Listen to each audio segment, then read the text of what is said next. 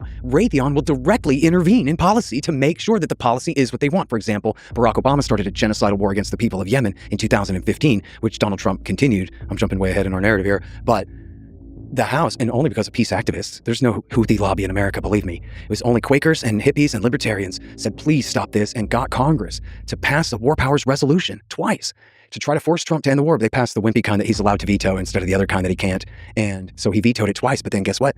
Pete Navarro, his trade representative, we're talking Trump one term here.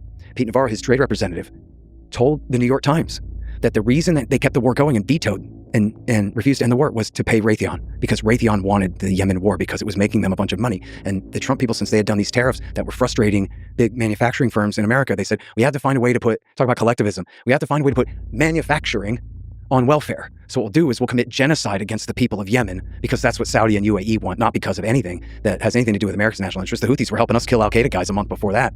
But we're going to do this for them. And because industry wants free money, because they're mad that we put these tariffs on China and disrupted some of their supplies and whatever. So they're going to put this one big company on the dole, and that's going to make somehow all of manufacturing in America happy.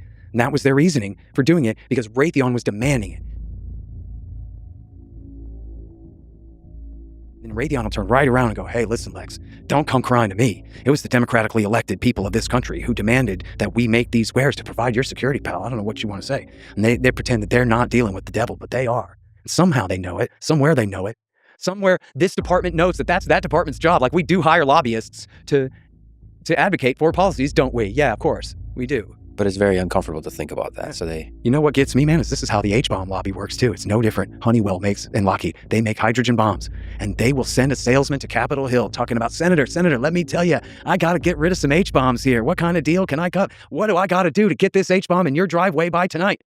They are like supply side. You might have some, you probably didn't think it all the way through, right? But somewhere in the back of your mind is this like half-articulated fantasy that nuclear weapons are a demand side business in this country, where the military comes to the Congress and says, we need exactly this many. And then the Congress says to industry, we need exactly this many.